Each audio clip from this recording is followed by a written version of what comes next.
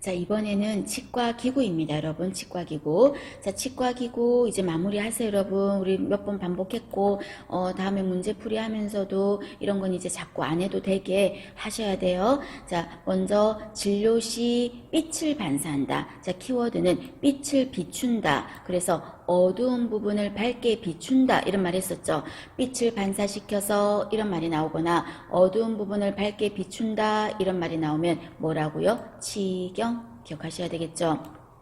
그 다음 이번에는 자 어떤 보존 치료를 할 때 보존 치료라는 거는 때울 때 이 말이에요. 땜빵할 때 그 안에다가 소형 재료 같은 거를 콕콕콕콕 삽입해야 되잖아. 삽입할 때 뭘로 찝어서 해야 되겠죠. 또는 그 안에 있는 재료를요 빼야 될 때 뭔가를 찝어서 빼야 되겠죠. 이렇게 찝는 기구 그거를 핀셋 또는 커튼 플라이어라고 합니다. 커튼 플라이어 또는 핀셋 같은 말입니다. 알아두셔야 되겠죠. 그 다음에 세 번째는 키워드가 제가 계속 말씀드렸잖아요.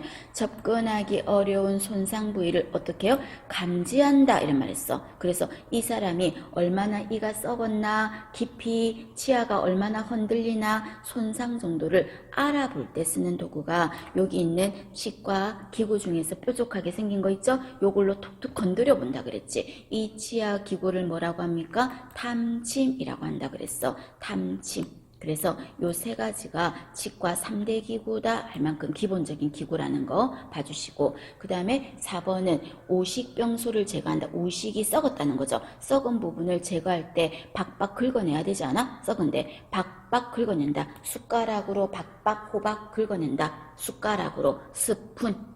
쓰라고 안 나오니까 스푼이라도 기억하라 그랬죠. 오식병소 제거하면 스푼, 익스카베이터 이렇게 하는 거 기억하시고, 그 다음 5번 기억하셔야 되겠죠. 5번에 보시면 치질을 제거한다. 그죠? 대장 치질 아니겠지? 치질을 제거한다. 치아 해결을 진동 드릴처럼 샥 가는 거야. 치질을 제거한다면 어떤 거라고요? 핸드피스. 핸드피스는 빠른 속도로 샥 가는 것도 있고 느린 속도로 가는 것도 있어. 고속, 저속 다 있어. 그죠? 그 다음에 6번 유니트 체어. 이거는 뭐예요? 진료용 의자. 환자가 눕는 의자를 말하죠. 이때 환자가 앉았어. 환자가 앉으면 진료할 때 의자를 어떻게 합니까? 뒤로 제쳐야 되겠죠. 뒤로. 그래서 진료할 때는 똑바로 세워져 있던 의자를 어떻게 합니까? 수평으로 해야 되겠지. 뒤로 눕혀야 되겠지. 그래서 의자를 앞으로 제친다 이래 말하면 틀렸어. 뒤로 제쳐서 의자를 수평으로 만들어줘야 되겠죠. 그리고 수평으로 누워서 진료 끝났거든? 그럼 진료 끝나면 의자를 어떻게 해줍니까? 수평이었던 거를 다시 수직으로 바꿔줘야 되겠죠. 됐나요? 그리고 또 아래 턱 쪽에 하악을 진료할 때는 어떤 높이 정도가 좋냐면 반자위처럼 반수평 자세가 좋다는 거.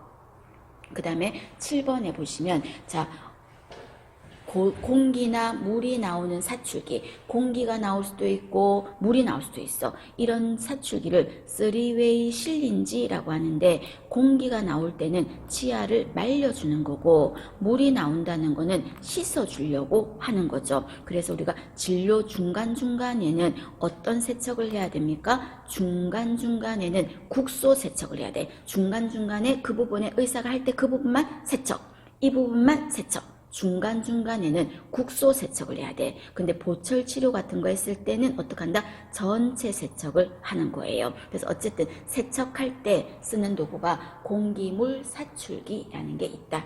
그 다음에 8번 진공흡입기 중요하죠. 이게 제일 많이 쓰는 거니까. 그럼 진공흡입기 하면은 이거는 어떤 거예요? 간호조무사가 쓰는 건데, 이때 석션할 때 팁은 다른 환자 입안에 들어갔던 건데요. 이거를 안 갈면 안 되겠죠. 그래서 석션 팁은 매번 바뀔 때마다 교환을 해야 돼. 그 다음에 9번 진료기구를 배열할 때는 어느 쪽에서 어느 쪽으로 배열한다? 왼쪽에서 오른쪽으로 배열한다.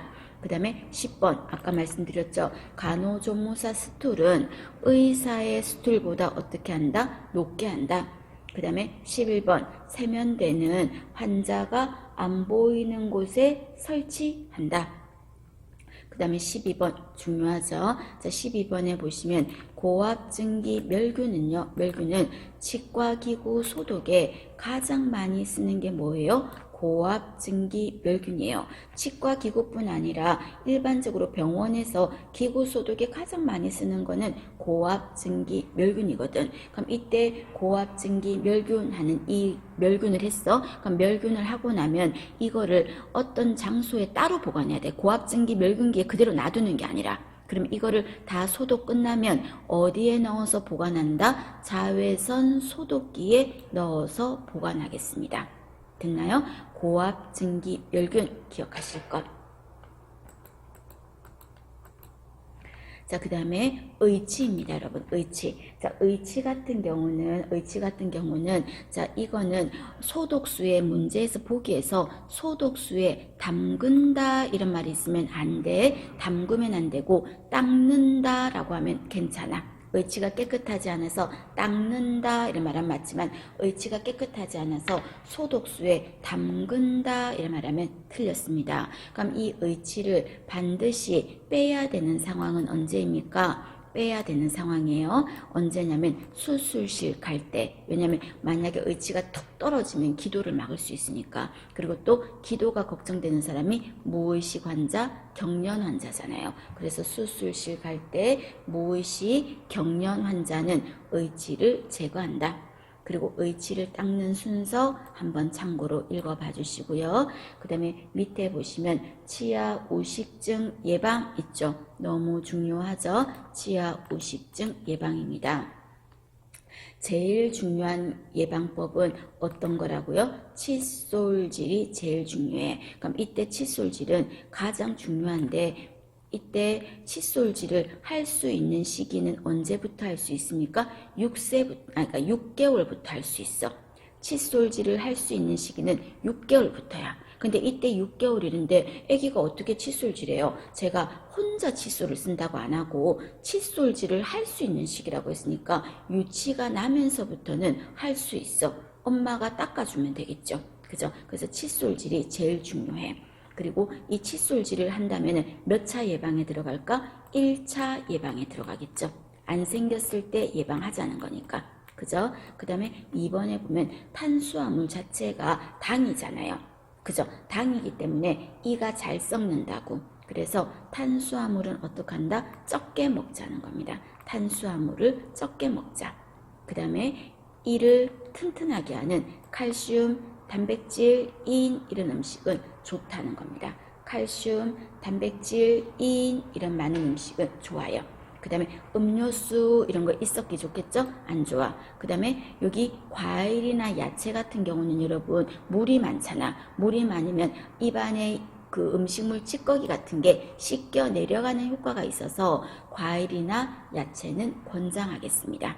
그리고 정기적으로 구강검진 하자는 겁니다.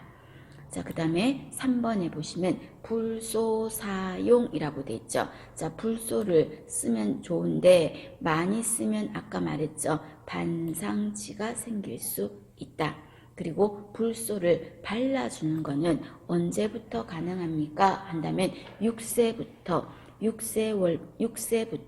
6개월 간격으로 불소를 발라줄 거야. 6세부터.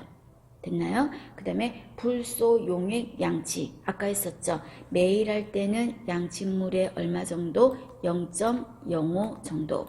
일주일에 한 번 할 때는 불소의 농도가 0.2 정도가 좋겠다.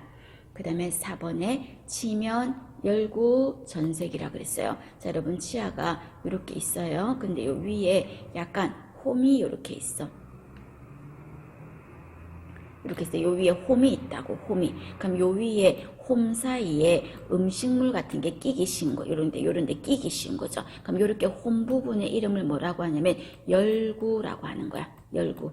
어저께 했었죠? 열구. 그럼 열구는 꼴짜기처럼 홈이 파진 부분인데 이 부분에 어떻게 하자고요? 거기에 음식이 끼니까 그 자리를 세멘트를 발라서 메꿔버리자는 거예요. 홈 파진 부분을 메꿔버리는 거예요. 그걸 바로 치면 열구 전색이라고 그랬어. 흔히 우리는 이거를 치아 홈 메꾸기 또는 실란트 이런 표현을 쓰죠. 이것도 충치 예방 방법입니다. 그리고 5번에 부정교합하고는 충치와는 상관이 있다 없다? 없다라는 거 아셔야 됩니다. 요거 중요하니까 기억을 하실 것.